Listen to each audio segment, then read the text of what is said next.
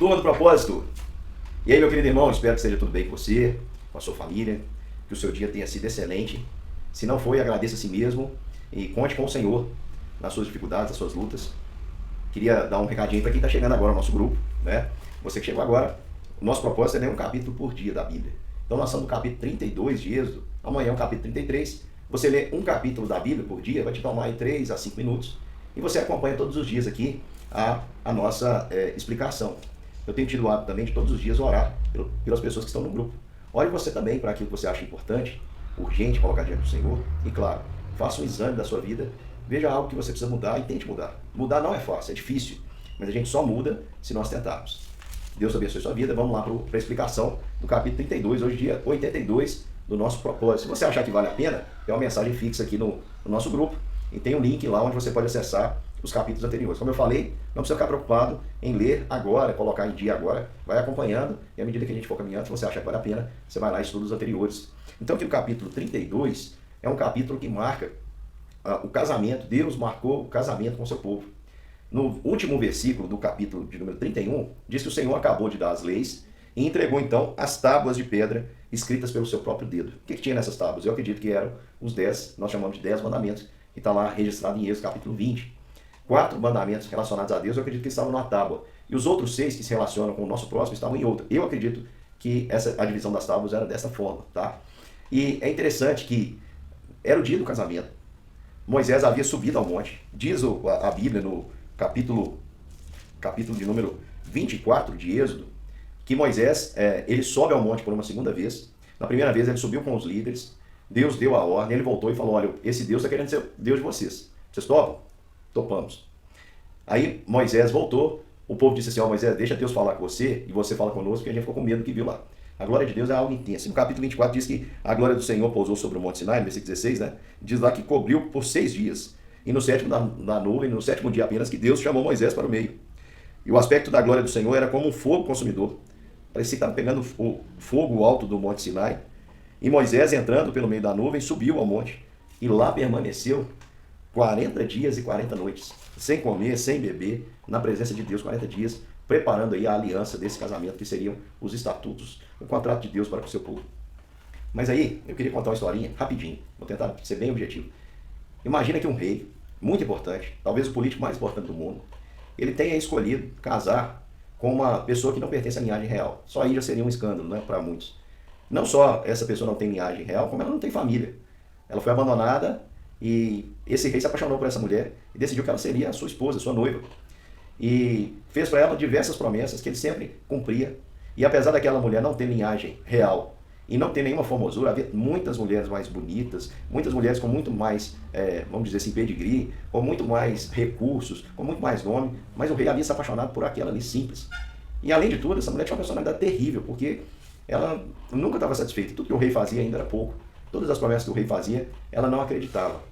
E aí o que aconteceu é que o rei chamou 2 amigos para serem testemunhas desse casamento, um mais íntimo e o outro veio porque é irmão dele, né?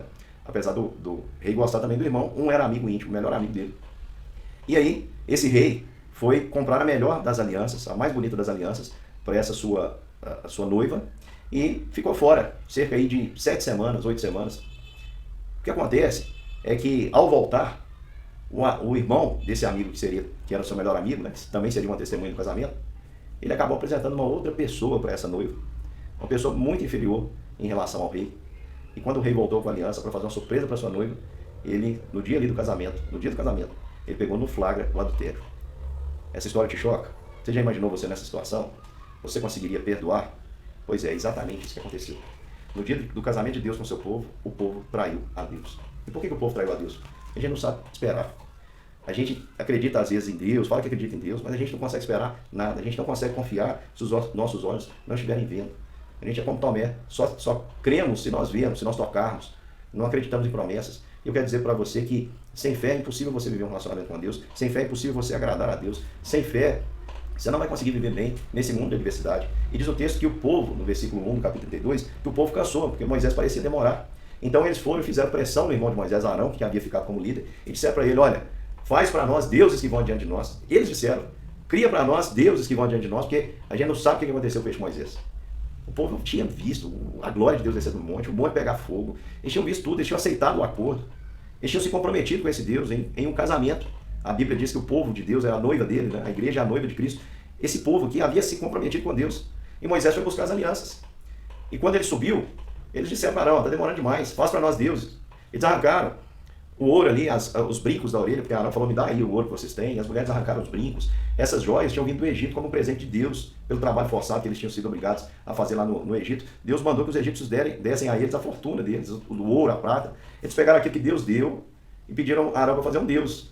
E diz o texto aqui que Arão, que vai mentir lá depois, que vai falar para Moisés assim, ó, joguei no fogo e saiu isso aí. Diz o texto, no versículo número 4, que Arão trabalhou o ouro fazendo uma imagem de um deus egípcio, que era o deus Apis. O grande desafio nosso é esse. Muitas vezes Deus nos tira do Egito e nos promete uma nova vida com ele, mas nessa nova vida muitas vezes a gente carrega o Egito dentro do coração. A gente não está presente mais no Egito, mas ainda carrega o Egito dentro do coração. Às vezes Deus nos tira do mundo, nos transporta para o reino, para o seu reino, o reino de Deus. Nós conhecemos a Jesus, mas a gente vem do mundo e traz o mundo dentro do coração. Essas pessoas ainda continuavam carregando o Egito dentro do coração. Inclusive esse deus Apis, vou mostrar aqui a imagem dele, é na forma de um bezerro, um boi, e representa vitalidade, força, fertilidade, que era o que essas pessoas aí estavam buscando, agora que estavam no deserto, rumo àquela terra que Deus havia prometido, que era Canaã. E Arão faz esse Deus para eles e ainda diz mais, fala assim, olha, amanhã é dia da festa desse Deus. Construiu para ele um altar e o povo no outro dia sacrificou como se fosse um Deus verdadeiro. Gente, aquilo era a criação deles, eles disseram, faça-nos um Deus para que a gente possa seguir. Arão fez, eles viram Arão fazendo. Eles se prostraram diante de um objeto. Eles sacrificaram diante daquele objeto. Eles se levantaram e festejaram diante dos objetos e atribuíram esse objeto, que acabara de ser criado, as glórias que haviam sido realizadas lá no Egito. Lembra as pragas, a poderosa mão, a abertura do mar, tudo que Deus fez, água da rocha, maná do céu, carne todo dia, sem eles precisarem fazer nada, a nuvem guardando do dia, do calor, a nuvem a coluna de fogo à noite aquecendo, tudo isso eles atribuíram a esse Deus que havia acabado de ser criado. A verdade é a seguinte, nós construímos deuses de acordo com as nossas projeções. Ninguém quer um Deus que fala a verdade. Ninguém quer um Deus que exige obediência. Ninguém quer um Deus que vá diante de nós carregando uma cruz. A cruz é pesada demais, é sofrimento. Mas o Deus que nós somos chamados a crer é esse Deus, que diz, aquele que quer ser meu discípulo, negue a si mesmo. Então, para com as suas projeções, para de criar um Deus de acordo com as suas projeções, porque a gente pode até chamar de Jesus Cristo, não é de Jesus Cristo coisa nenhuma. Tem gente que ama o dinheiro e fala que seu Deus é Jesus Cristo, mas só para ficar rico, para ele. Fala que ama Jesus Cristo e chama até de Jesus Cristo o seu Deus, mas o seu Deus é um gênio da lâmpada. É só para pedir. Porque esse Deus, né, tem um filósofo chamado Feuerbach, ele dizia o seguinte, diga-me quem tu és, que eu direi quem é o teu Deus. É um crítico do sentimento religioso. E em muitos casos ele está certo. Muitas vezes nós pintamos Deus de acordo com as nossas projeções. Mas a gente tem que entender que não é esse o Deus verdadeiro. O Deus verdadeiro é aquele que está diante de nós e fala assim, quem quer ser meu discípulo? Negue-se a si mesmo. Toma a sua cruz. Aí você fala, mas um Deus está querendo me dar uma cruz? Sim, porque ele na sua frente está carregando uma. E ele diz, agora vem e segue-me. Porque eu já estou carregando uma. Já carreguei na história por você. Agora você carrega outra. Então, o maior favor que nós fazemos a nós mesmos é matar o nosso eu. Porque o nosso eu só produz aquilo que é fruto do egoísmo. Se você quiser um exemplo, leia lá Gálatas 5. Você vai ver a descrição dos frutos da carne. Lá fala uma lista dos frutos da carne. Todos eles são frutos do egoísmo. É quando o homem pensa em si mesmo. Prostituição, lascívia, avareza. É tudo quando o homem está pensando em si mesmo. Tem uma lista lá que não é completa, é apenas sugestiva, mas você pode acessar lá que você vai ver. E continuando aí, né, já mostrei para vocês aqui a imagem do Deus. Deus disse para Moisés, Moisés, vai embora, porque o casamento acabou. Acabou, Moisés, nós estamos aqui numa seriedade danada, 40 dias, eu conversando com você, dando lei, esse povo nem esperou o casamento acontecer e já adulterou. E eles já fizeram bezerro e falaram assim, adoraram, sacrificaram e dizendo, esses são os deuses que nos tiraram da terra do Egito. Acabou, Moisés. Eu estou vendo que esse povo tem a cervical dura, eles não se prostram. A coluna dura, não se dobra, não se quebra. Agora deixa-me que eu vou acender minha ira e vou consumir todo mundo. Aí Moisés de pronto fala para Deus. É claro, gente, presta atenção. Parece aqui, a primeiro momento, que Moisés está dando conselho a Deus. Quem é Moisés? Lá na frente nós vamos ver que Deus estava apenas testando o amor de Moisés por esse povo. E Moisés foi aprovado. Um verdadeiro líder precisa amar seus liderados. Você que está me ouvindo aí, que tem gente sob a sua responsabilidade, meu querido irmão. Se você for um líder egoísta que pensa só em você, você não vai ser bem sucedido, porque um verdadeiro liderado, ele pensa primeiro naqueles em que ele lidera. Porque se ele estiver disposto a dar a vida por aqueles que ele lidera, aquelas pessoas também darão a vida por ele. E diz o texto, é claro que a gente sabe que a gente semeia muita coisa boa e colhe ingratidão. E você espera outra coisa diferente? Está no DNA do ser humano. Mas eu digo para você, quando você faz isso, age de maneira correta, encontra pessoas certas, quando você encontrar alguém que vai ser leal a você, vale a pena demais. E diz o texto aqui que Moisés, ele diz para Deus, olha Deus, faça não, o senhor vai se acender a ira, o senhor tirou esse povo com tanto zelo, com a mão poderosa lá do Egito, o que os egípcios vão dizer? Que o senhor trouxe eles aqui com má intenção, o senhor já queria matá-los mesmo. O versículo 14 diz que Deus se arrependeu do que disseram que havia de fazer ao povo. A palavra arrependimento, ela é a mesma palavra para tristeza. Deus se entristeceu por ter dito aquilo, porque Deus não queria destruir o povo. Deus queria o melhor para o povo. Afinal de contas, Deus prometeu a Abraão, Isaac e a Israel isso. Deus prometeu que faria deles uma grande nação. Então, Deus deixou Moisés resolver. Moisés desceu com as tábuas do testemunho, 2 tábuas de pedra. As tábuas eram obras de Deus, escritas com o dedo de Deus, conforme o versículo 18, capítulo 31. Aliança feita de uma maneira maravilhosa. E ele encontrou Josué no meio do caminho. Josué provavelmente foi com Moisés até um determinado momento, e Moisés terminou de subir sozinho. Então, Josué diz assim, Moisés, eu estou ouvindo um grito, vamos lembrar que ele era guerreiro, estou ouvindo o grito, há alarido de guerra no arraial. Aí Moisés diz assim, olha, essa comemoração aí não é de vencedores não, nem de vencidos. Essa bagunça é os que cantam.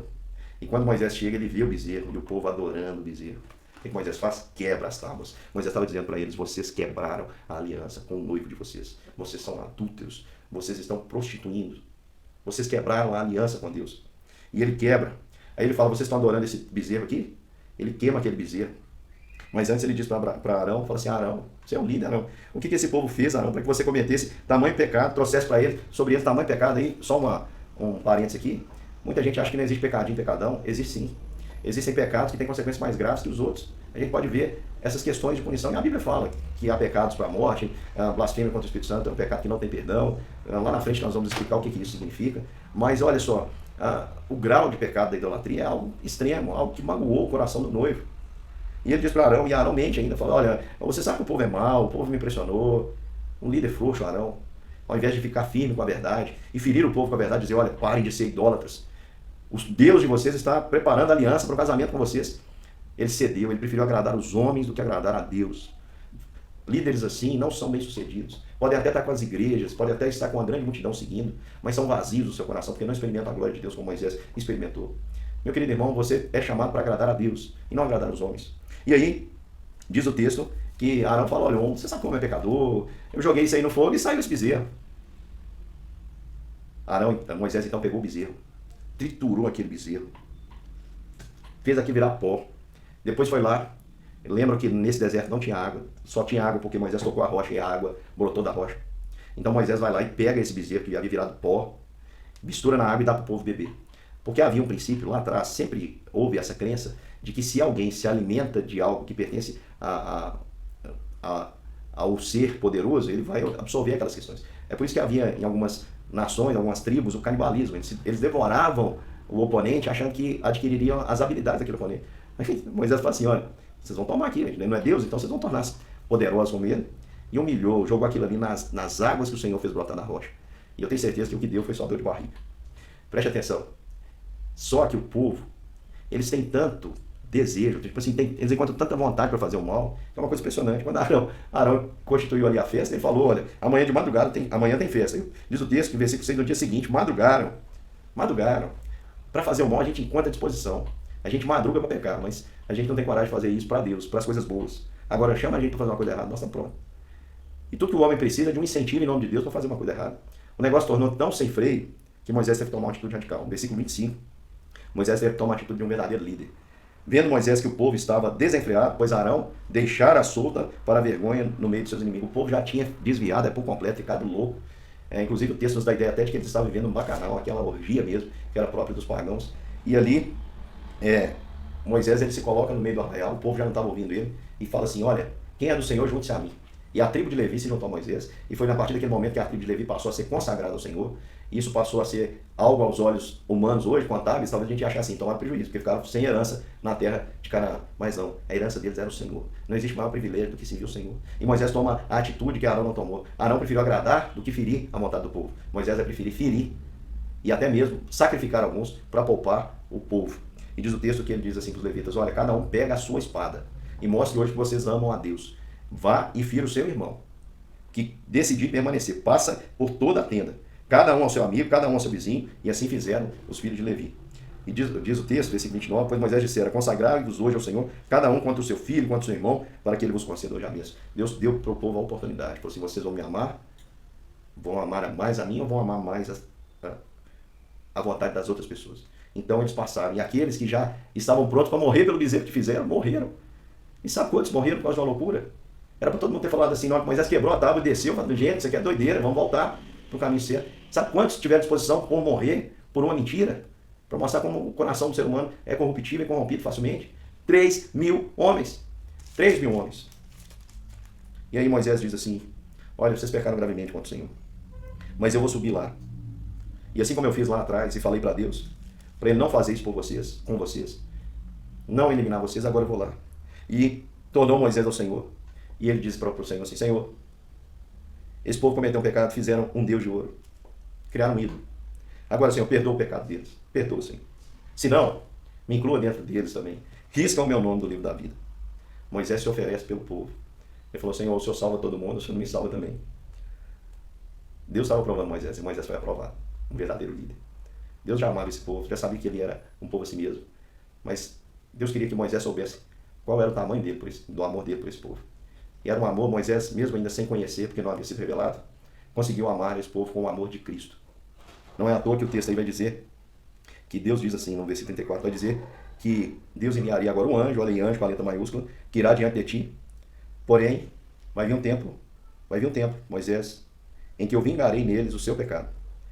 Diz o texto que ele feriu, pois o Senhor aos que fizeram o bezerro que Arão fabricava. Deus puniu aquele povo, mas a gente sabe que a vingança mesmo, a ira de Deus, de todo pecado, caiu sobre Cristo. Caiu sobre Cristo. Lá na cruz, nós vamos ver Jesus chamando o Pai, que ele sempre dizia Pai, pela primeira vez de Deus, dizendo, Deus meu, por que me desamparaste? Aqui Moisés se oferece pelo povo, mas não precisou de Moisés morrer, porque Deus já tinha na história alguém que pagaria o preço pelos nossos pecados, inclusive pela nossa idolatria. Que Deus te abençoe, meu irmão, que você deite fora todos os ídolos do seu coração, todos os deuses que são fruto da sua projeção, das suas vontades egoístas, e que você submeta a um Deus que é justo, que é amor, que é fiel. Não trai o seu Senhor. Não chame de Senhor com a sua boca e o negue com seus atos. Tema o Senhor de todo o seu coração. Tenha Ele como seu único Deus, o único a quem você serve. Saiba que Ele pede para a gente carregar uma cruz, mas Ele vai adiante de nós. Portanto, não tem caminho que a gente passe que Ele não passou primeiro. Acredite nessa aliança que Deus tem com você, porque é uma aliança de sangue, tecida na cruz, feita na cruz, pelo sacrifício de Jesus, o Filho de Deus. Deus te abençoe, meu querido irmão. Um grande beijo e até amanhã para a gente fechar a semana aí com louvor.